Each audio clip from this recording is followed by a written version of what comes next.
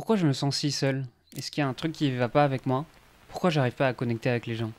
On a tous ces moments de solitude, et dans ces moments-là, on va voir le fait de se sentir seul comme un dysfonctionnement, un échec de nos capacités sociales, et en tout cas une superbe occasion de s'auto-flageller. Alors qu'en réalité, si vous vous sentez seul, dans 98% des cas, c'est juste un manque d'activité de groupe dans votre agenda. C'est une petite punchline de Tim Ferriss que j'ai entendue l'autre jour, et je pense pas qu'il a la prétention d'avoir guéri la solitude, ce man, mais c'est une astuce concrète qui mène à des solutions plutôt que de la culpabilité. Donc laissez-moi vous expliquer pourquoi ça fait grave sens que la solitude soit juste un manque d'activité de groupe et pas un problème fondamental avec vous. On pense que l'amitié, c'est hyper complexe. En réalité, c'est tellement simple qu'on a même une formule pour ça. L'amitié, c'est le nombre d'interactions que vous avez avec quelqu'un, plus leur durée, plus l'intensité, plus la proximité que vous avez.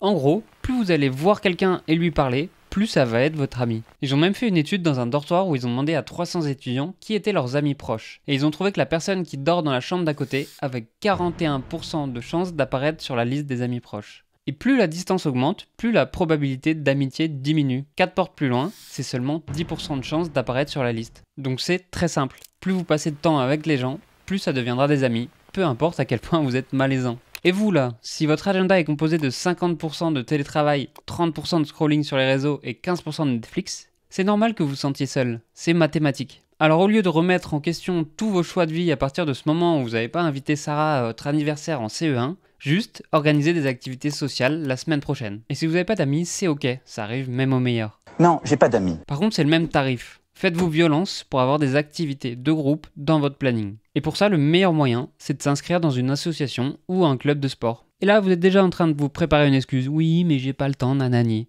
C'est faux. Rejoignez un club et à force de voir des gens, vous allez vous faire des amis. Faites confiance à la formule mathématique. Et si jamais vous vous sentez seul alors que vous êtes bien entouré, c'est peut-être parce que vous n'avez jamais vraiment choisi cet entourage. Donc faites des activités qui vous tiennent à cœur et vous ressemblent, et alors vous rencontrerez des gens qui sont aussi uniques et incroyables que vous. Et bien sûr que ça va aider si vous n'êtes pas comme ça dans un coin à vous toucher les doigts et rien partager sur vous. Ça, j'ai pas besoin de vous le dire, vous le savez déjà. Mais encore une fois, c'est le même tarif. Forcez-vous, allez faire des activités de groupe, il n'y a que comme ça que vous développerez des compétences sociales. Voilà, c'est la phrase du jour. Si vous vous sentez seul, dans 98% des cas, c'est juste un manque d'activité de groupe.